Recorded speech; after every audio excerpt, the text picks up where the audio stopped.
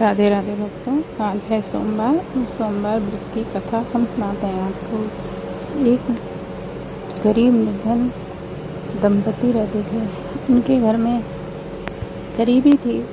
ब्राह्मण दंपति थे, अपना मांगते थे, खाते थे, गुजारा करते थे, पर उनके कोई संतान नहीं थी। तो उन्होंने ऐसे ही जीवन यापन अपना बिताना शुरू कर दिया।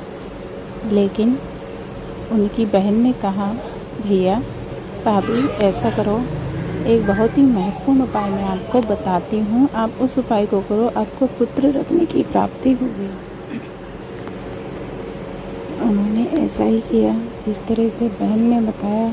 सोमवार का व्रत किया विधि पालन से, और भगवान शिव की कृपा से उनको साल भर के अंदर एक पुत्र रत्न की प्राप्ति हुई।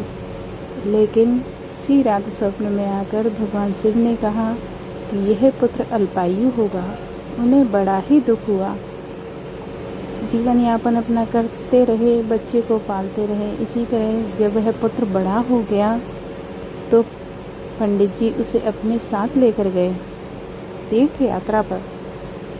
तो साथ साथ वो जगह जगह अपनी पंडिताई भी करते और भगवान भोलेनाथ की कृपा का बखान भी किया करते थे, और जगह जगह ज्योतिर्लिंग के दर्शन भी करते रहे।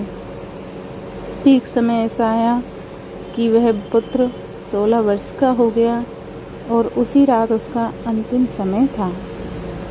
जैसे ही समय पूरा हुआ, पुत्र मूर्छित होकर गिर पड़ा। पुत्र ने उसी समय वहाँ प्राण त्याग दिए। पिता के मुंह से निकला, हाय परमात्मा ये क्या हुआ, हाँ परमात्मा ये क्या हुआ। और ब्राह्मण भी मूर्छित होकर गिर पड़ा। जैसे तैसे होश आया ब्राह्मण का। ब्राह्मण विलाप करने लगा। उधर ब्राह्मणी अपने नेम टेम से उसी तरह भोले बाबा की व्रत और पूजा करती रही, इस आस में कि भोले बाबा कुछ ना कुछ कृपा अवश्य करेंगे।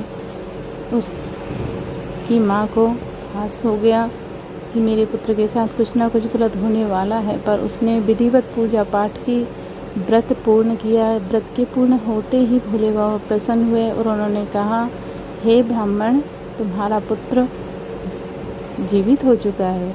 उन्होंने पुत्र को प्राण दान दिए और कहा, प्रभु ऐसा कैसे हो गया। बोले, ब्राह्मणी ने अपने उसी नियम से, उसी चीज़ निष्ठा से मेरे व्रत का पालन किया है और मुझ पर विश्वास जगाया, और जिस वक्त को मुझ पर विश्वास होता है मैं उसके विश्वास को पूर्ण करता हूँ।